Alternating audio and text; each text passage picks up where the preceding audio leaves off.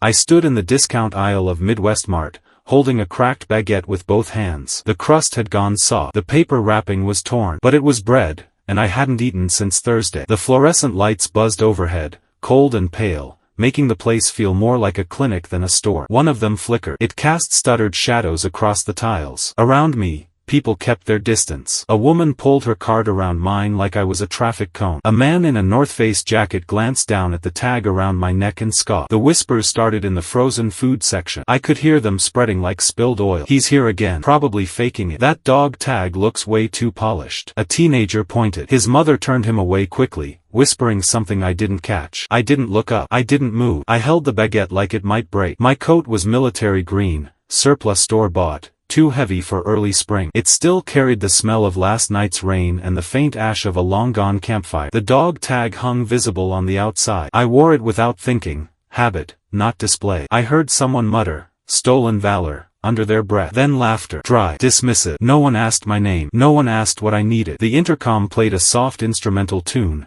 something vaguely patriotic, like a hymn drained of its meaning. Then the automatic doors opened. He stepped inside wearing a uniform that needed no introduction. Full dress blues, shoulders squared, medals arranged in crisp rows. A 4-ribbon bar caught the ceiling light and turned it gold. No one said a word. The store went silent. His boots echoed softly against the polished tile. Each step carried a kind of gravity the rest of us had long forgot. The kind you only see in those who have stood for something when it cost everything. He moved without hesitation, eyes scanning calmly across the store until they landed on me. I looked away, pretending to adjust the torn baguette in my hands. But it was too late. He'd already seen. Everyone had. A few customers melted into adjacent aisles. Others stood watching, unsure whether this was about to become a confrontation or a reprimand. You could hear the tension settle into the gaps between the shelves. He stopped beside me, said nothing at first, just stood there, looking not at the dog tag, but into my eyes, searching for something. Recognition. Truth. Pain. Name? He asked quietly, his voice even, no rank in it. I hesitated. Banks, I said. Michael Banks. Something shifted in his expression. Just slightly. Michael Banks, he repeated. 173rd. I nodded. He reached into the pocket of his uniform and drew out a thin, leather-bound notebook. Inside were names, scribbled in faded ink. Dozens of them. Maybe hundreds. He flipped toward the back, finger trailing each line until it stopped. Kandahar. July 2006. He said. I didn't respond. He looked up. You dragged 3 men out of a burning transport. Took a piece of shrapnel to the spine. That's what the report said. Bronze Star, I murmured, not out of pride, but as confirmation. He nodded, then turned to the growing circle of onlookers. He's no fake, the man said. Staff Sergeant Michael Banks, 173rd Airborne Brigade Combat Team. Decorated. Wounded in combat. And forgot. No one moved. The silence was louder than any outburst. The murmurs had stopped. Shame lingered in the air, unspoken. I exhaled slowly and lowered the bread into my coat pocket, gently. My knees felt unsteady. The man's presence had drawn a few store staff into view. A manager stood near the bakery, phone in hand,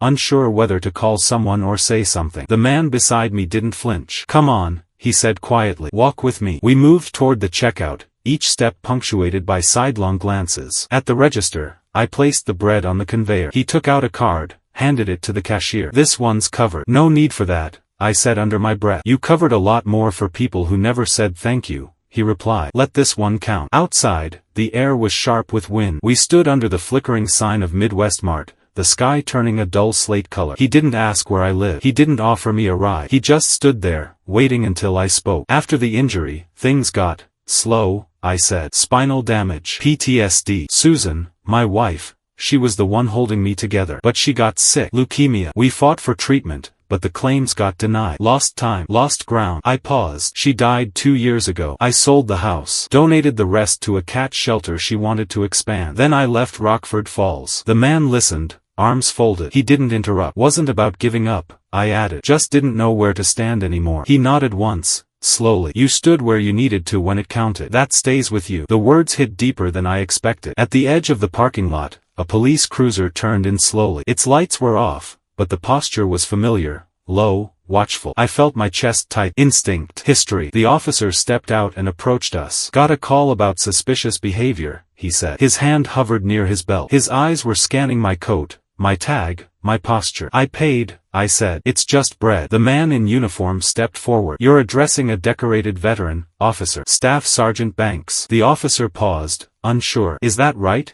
he asked. You got ID? I reached into my pocket, pulled out the worn envelope that held the last thing I still carried from my past. It was torn at the edges. My discharge papers. Creased, stained, incomplete, several pages missing. He took them, examined the name. There's a flag on the file, he said. Service record can't be confirmed. No match in the digital system. I looked at the ground. It's an old base, I muttered. Decommission. My papers went with it. The officer frowned. We might need to bring you in for verification. He reached for the cuffs. The man beside me stepped in front of him. No, he said. Sir, I need to. No, you don't. The officer hesitated. Then who exactly are you? The man reached into his jacket and produced a leather case. Retired Air Force General Arthur Maddox. The officer blinked. The name must have meant something. His posture changed immediately. If there's a verification problem, the general continued, I'll take full responsibility. Sergeant Banks will be under my oversight. A beat of silence passed. The officer nodded stiffly. Understood. He turned, walked back to the cruiser, and pulled away. I stood there, the cold cutting into my spine, my hands half numb. Why? I asked. Why do any of this? Maddox turned to me. Because someone didn't. When they should have. Then he handed me an envelope. Inside were printed pages,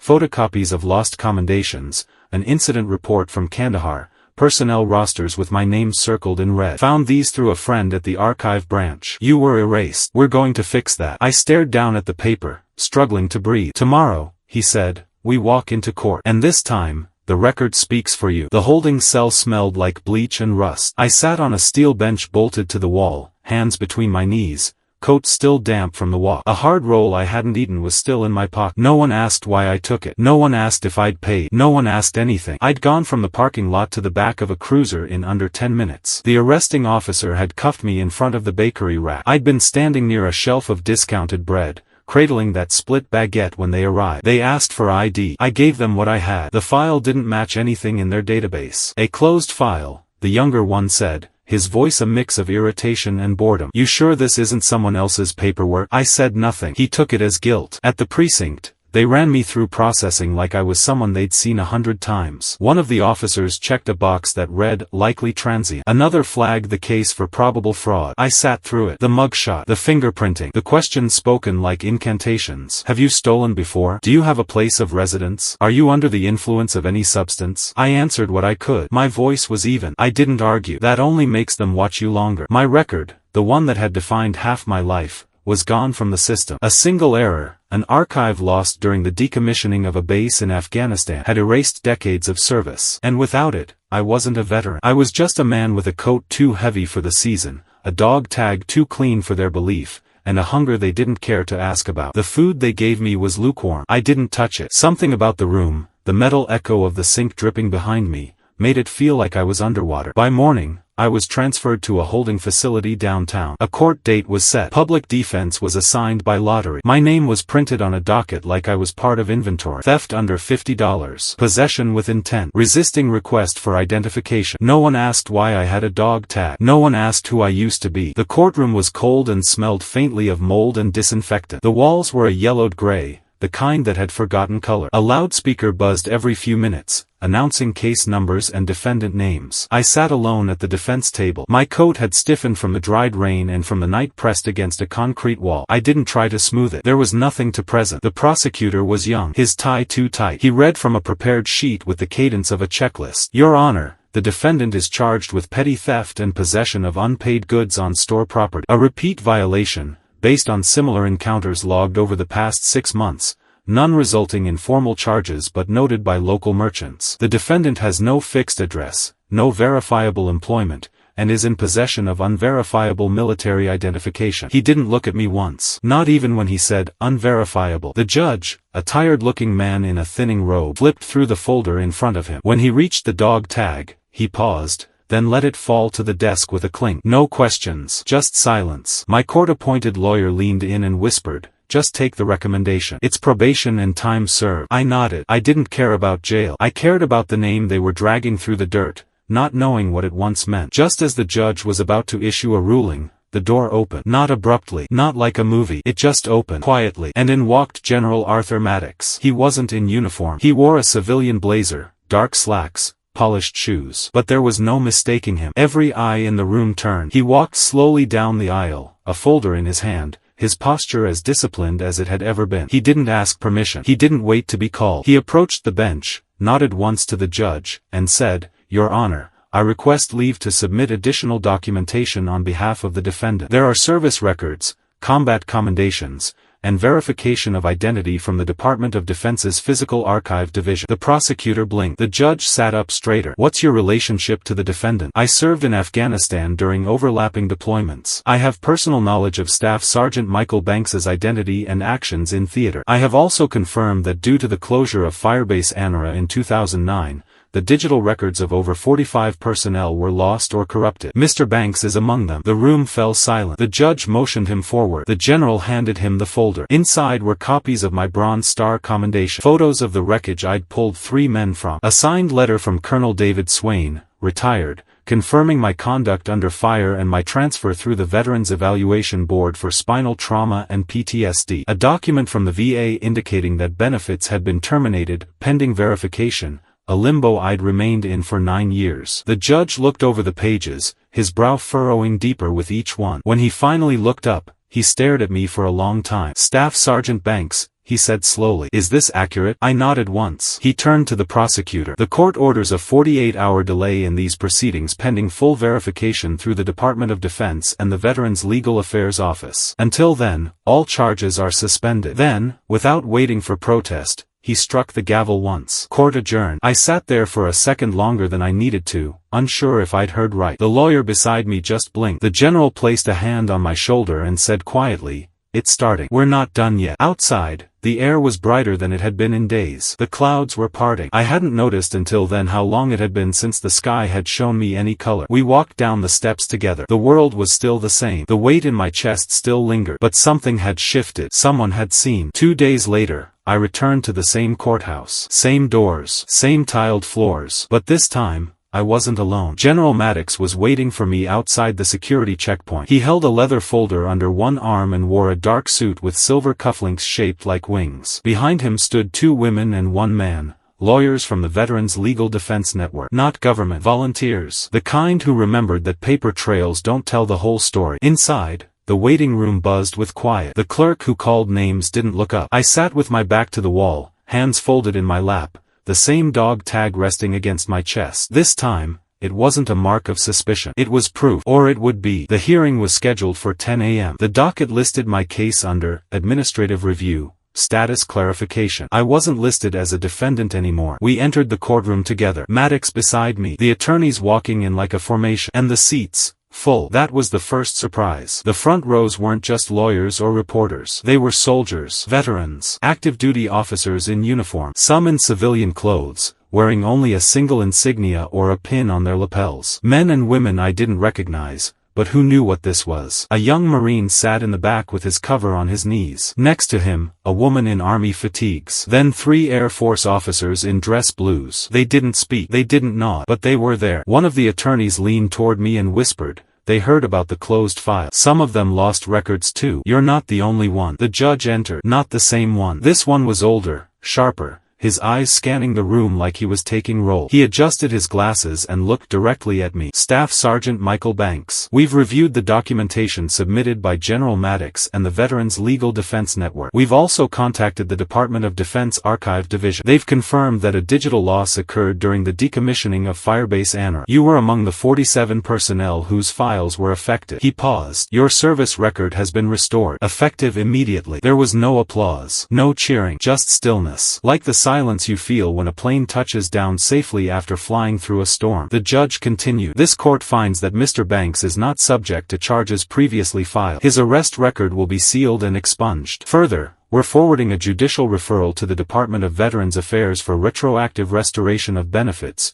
pending final review." One of the attorneys stood. "Your Honor, we request that the court recommend a direct review under Section 5109 for wrongful benefit denial." The judge nodded. "Granted." I didn't move. Couldn't. Something inside me was unraveling in reverse, like my name, which had been sinking for years, had just been pulled back from the bottom. After the ruling, we stepped into the hallway. The officers in the gallery filtered out behind us, quiet. Some nodded to me as they passed. One of them, a Navy corpsman, stopped just long enough to say, "Welcome back, Sergeant. The general was quiet. He didn't offer platitudes. Just walked beside me as if we'd just come out of a mission and needed a few minutes to breathe. At the bottom of the courthouse steps, someone waited. She was about 50. Civilian clothes, soft-spoken. Mr. Banks? She asked. Yes. I'm with the Midwest Regional VA. We've been assigned to your case. We've already begun the paperwork to reinstate your benefits. Retroactive to 2014. I blinked. All of it? Yes, sir. Housing, medical, therapy. And there's one more thing. She reached into her bag and pulled out a photo. A shelter with a bronze plaque on the wall. Susan L. Banks Community Rescue Center. Someone forwarded a record of your donation. We confirmed the endowment. The center applied for a city grant last month and received it. We're adding a commemorative plaque next week. My breath caught. They're naming the adoption wing after her. The general placed a hand on my shoulder. She's still building something,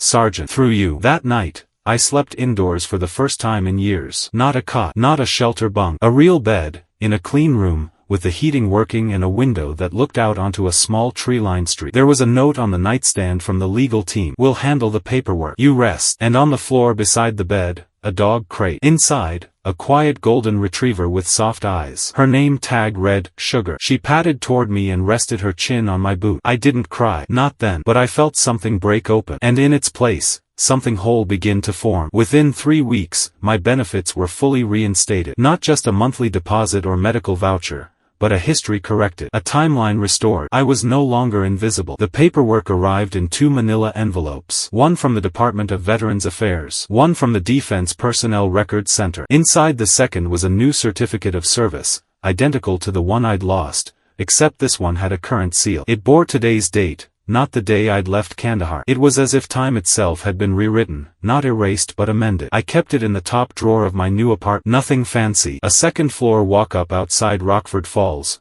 overlooking the park. The stairs creaked, but I didn't mind. The sound reminded me of something alive. Sugar would sit by the window and watch the leaves shift. She didn't bark, just observe. Most days, I walked, not far, just enough to feel the cold on my skin and the sun on my shoulders. My spine still ached. The doctors said it always would. I accepted that. Some wounds you don't heal from. You just learn to carry them better. Then came the letter. It wasn't official. No agency stamp. Just a handwritten note in a plain white envelope. Mr. Banks, on behalf of the Rockford Falls City Council, we are organizing a small dedication ceremony this Sunday. We would be honored if you could attend. The shelter you helped fund has completed its expansion. There is a place we'd like to show you. With gratitude, Mayor Cynthia Lynn. I hadn't been back since Susan's funeral. Not to that street. Not to that corner where we once stopped every Saturday to feed the cats behind the fence. She used to bring tuna in her handbag, the good kind, packed in water. You can't help someone if you look away from them, she used to say. I arrived early. There was a small gathering in the grass behind the shelter. Nothing big. Just a few folding chairs, a table with a cloth, and a new section of fencing still smelling faintly of paint. A few families stood quietly, some with children holding small animals. Volunteers wore green shirts with the shelter's name in block letters. A bronze plaque had been mounted beside the new entrance. It read, "In quiet service and unseen kindness,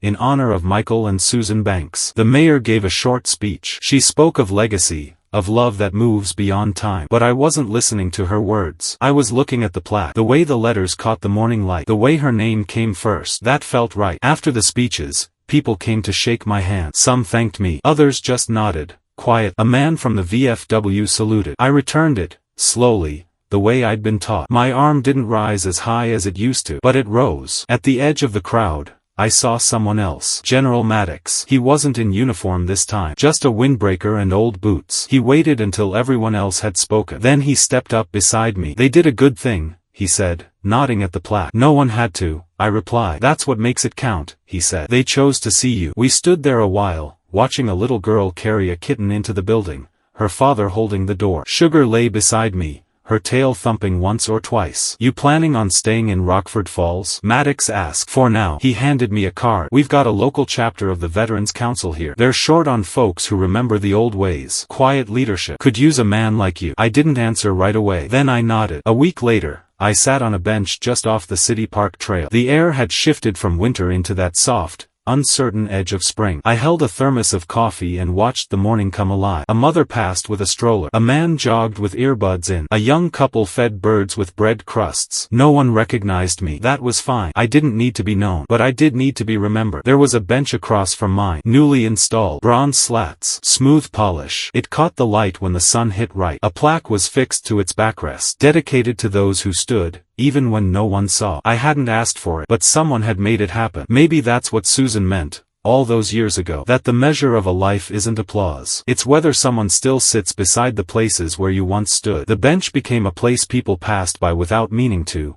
then stopped beside without knowing why. It faced a patch of maples that Susan used to love, especially in October, when the leaves went red and gold like embers before fading into earth. Now, in early spring, they were bare-limbed and still, as if remembering. Each morning, I'd walk Sugar to that spot. We'd sit a while. I'd sip coffee from a plain thermos, the same metal one I used on the forward base. Same scratches. Same burn mark on the lid where it touched the barrel of a too-hot rifle once. People began to nod as they passed. They didn't always speak, but I noticed small things. A woman left a bundle of wildflowers once. A boy dropped a folded flag made from notebook paper at the bench's foot. One man, a stranger, simply sat beside me for 20 minutes and said nothing. Then rose, nodded once, and left. Word must have spread. Maybe from the shelter. Maybe from the ceremony. But I never asked. One morning, a schoolteacher brought her class through the park. She stopped near the bench. Told them to lower their voices. One child asked, "Who was Michael Banks?" I didn't answer. I just listened. The teacher didn't say much. Just enough. He helped people. Quietly. Even when no one else could see. That was enough. Letters came, now and then. From people I didn't know. One from a mother whose son had served in Afghanistan and come home with the kind of silence that swallowed everything. She thanked me for reminding her what it looked like to survive without applause. Another from a former lieutenant who remembered my name but not my face,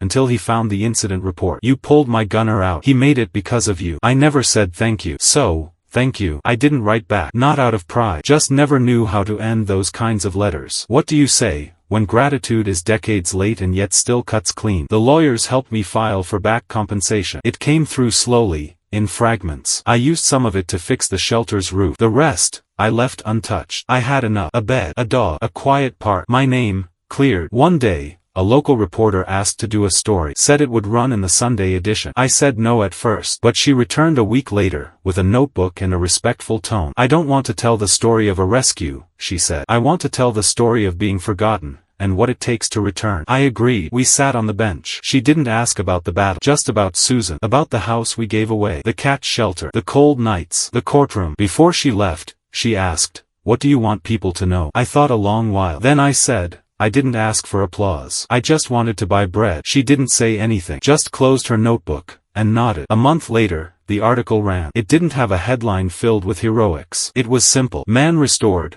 The story of Michael Banks." No one showed up at my door. No television crews. No flood of praise. But the next time I entered Midwest Mart, it was different. I walked through the same automatic door, past the bakery rack, toward the same shelf where the bread sat in its cracked paper sleeves. The manager saw me. He didn't flinch. He walked over, reached out his hand. "Mr. Banks," he said, "if there's ever anything you need here, anything, we'll get it." I thanked him, picked out a fresh loaf, paid in full, walked out. No whispers, no stares, just silence. But the kind that respects, not excludes. In June, the city held a memorial event. Not for me. For all the veterans whose files had been lost or misfiled. Whose names were buried by clerical silence. A bell was rung for each. I rang one, for a man named Peter Choi. Lost his leg in the same explosion that bent my spine. I never saw him again after the medevac. Turns out his name never made it into the system either. Now it had. As the ceremony ended, a woman approached. She looked familiar, but I couldn't place her. "My father served with you," she said. "He didn't talk about it much, but he wrote about someone who pulled him from fire." I nodded. We stood there a moment. "He passed in 17, she said. "But I think he'd want me to say, he remembered." I didn't reply. Just placed a hand over my chest where the dog tag rested. That fall, the leaves turned red and gold again. The bench stayed the same. Sugar aged fast. The vet said her hips would slow her down, and they did. But she still walked to the bench with me each morning, stopping sometimes to sniff a spot where another dog had passed the night before. She was calm, watchful, like Susan. I thought about Kandahar less, or maybe just carried it differently. The memories no longer jolted me awake. They returned in fragments now. A radio call, the crack of gunfire, the weight of someone else's breath in my arms. But it was no longer my only story. Now there was a shelter, a bench, a little girl who learned to say thank you to someone she'd never met. I wasn't a hero, but I was seen, and in the end, that was enough. Sometimes, all it takes is a single steady gaze, someone who chooses to see what others have long stopped noticing. Dignity isn't restored in grand gestures, but in quiet moments when someone sees and chooses not to turn away.